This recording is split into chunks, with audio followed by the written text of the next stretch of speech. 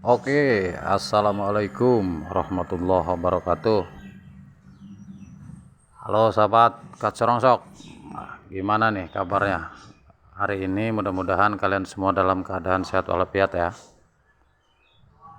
Jadi bicara tentang kanibal pada jari kaki ini, tak perhatiin lumayan banyak juga nih ya, yang punya baik murai ataupun kacer. Ternyata banyak juga gitu yang punya penyakit yang bisa dibilang kesannya sepele, tapi ternyata ya gampang-gampang susah, karena dianggap tadinya terlalu disepelekan yang akhirnya berakibat justru makin parah ya teman-teman.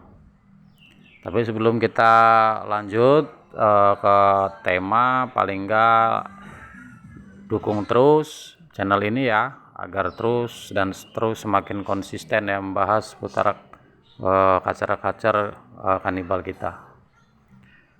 Oke, menurut pendapat saya untuk masalah kacer, baik kacer ataupun murai ya yang gigit jari kaki, nah, emang sih secara umum mungkin terlihatnya saat dirawat sebelum parah memang nggak begitu menakutkan ya teman-teman ya.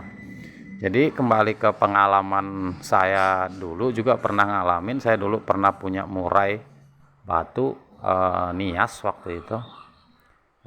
Burungnya nggak terlalu gacor, tapi kalau dibawa dia mau dibawa tren ataupun dibawa ke lomba dia tetap jalan.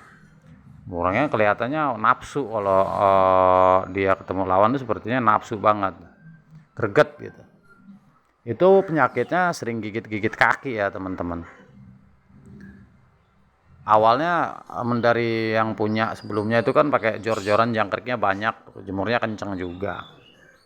Ya alhamdulillah dengan berjalannya waktu, itu murai nggak butuh waktu lama untuk mutusin jarinya. Saya pertama waktu ketemu melihat keadaan pertama di hari itu, saya kaget juga, shock, karena ada sempet darah itu kan banyak ya di karpetnya, lantai kandang burungnya itu. Saya sempat kaget karena ngelihat ada darah-darah. Saya awal berpikir itu tadinya hama gitu kan, baik atau tikus entah apa gitu kan. Taunya setelah tak perhatikan, rupanya memang burungnya tersendiri yang gigit-gigitin jarinya sampai putus ya teman-teman. Itu lumayan tuh, akhirnya ujung-ujungnya itu murai sempat sakit dulu ya para sahabat, karena dia sempat ngalamin bulunya kembung pas waktu luka kakinya itu. Dan jari itu bukan hanya satu ya teman-teman. Jadi setelah yang satu ini lukanya kering, dia pindah ke jari yang kaki kiri. Misalkan tadinya kan di kaki kanan tuh, itu bisa pindah ke kaki kiri sahabat. Jadi ya kesannya sepele awal-awal itu, tak anggap banget gitu dulu-dulu. Oh nggak masalah, tapi ternyata dengan berjalannya waktu justru malah bikin kepala saya pusing itu dulu. Tapi alhamdulillah setelah kita perhatikan alerginya tuh sebenarnya ke arah yang mana, dia lebih cenderungnya, ternyata ini burung memang nggak bisa dia teman-teman ya. Kalau kita kasih pul-pulan baik itu jangkrik ataupun krotonya gitu, terlebih saat ada penjemuran yang memang terbilang lumayan agak kenceng, agak durasi jemurnya lumayan lama, itu justru malah benar-benar bisa berakibat fatal banget ya untuk yang kanibal jari ini. Jadi saya tangani itu waktu itu, jangkrik tak buat memang sehari pagi 5 sore 5, itu per 3 hari sekali, 3 hari sekali waktu itu tak kasih kroto, mandi, jemur, masih tak kasih, tapi jemurannya udah nggak jemur kenceng ya teman-teman. Ada baiknya penjemurannya itu dibatasin. Kalau menurut saya untuk yang kanibal kaki ini ada dua sih memang versinya ya, temuan saya pribadi ya. Karena yang satu ini, murai ini yang saya ceritakan ini adalah yang perlu dihindari justru dari penjemuran yang terlalu ekstrim. Dan pemberian jangkrik ataupun kroto itu yang nggak terjadwal dengan benar.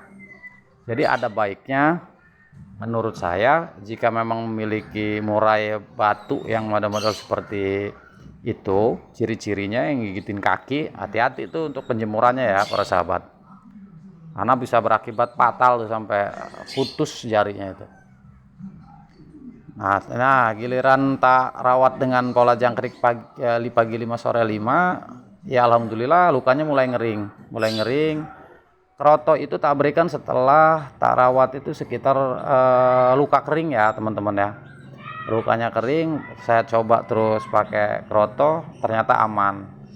Jadi tetap sampai sekarang dia perawatannya harus dihindari dari pemberian ekstra puding yang terlalu banyak, khususnya jangkrik.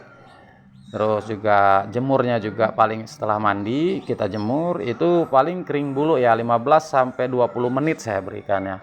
Ya alhamdulillah justru aman. Ya ini sekedar berbagi, mudah-mudahan apa yang saya sampaikan ini bisa bermanfaat ya buat teman-teman. Karena selain kanibal kaki ini, jari-jari kaki ini ada dua ya. Ada satunya yang jenis kanibalnya apabila dia justru kalau suhu tubuhnya itu terlalu anjlok ya, mungkin terlalu dingin, terlebih lagi dia cuaca penghujan, itu sering banget terpantau narik-narik kaki. Ada juga yang seperti itu teman-teman. Jadi kacer saya itu ada satu juga yang apabila dia penjemurannya kurang maksimal justru dia malah narik-narik kaki, ada juga. Tapi kalau untuk yang kacer itu nanti di next berikutnya aja deh, di video berikutnya nanti akan saya jabarkan perawatannya seperti apa. Oke para sahabat, mudah-mudahan apa yang saya sampaikan ini dapat bermanfaat ya. Dukung terus channel ini agar terus berkembang. Ingat, kacer yang baik adalah kacer yang sehat. Sampai jumpa lagi dan terima kasih.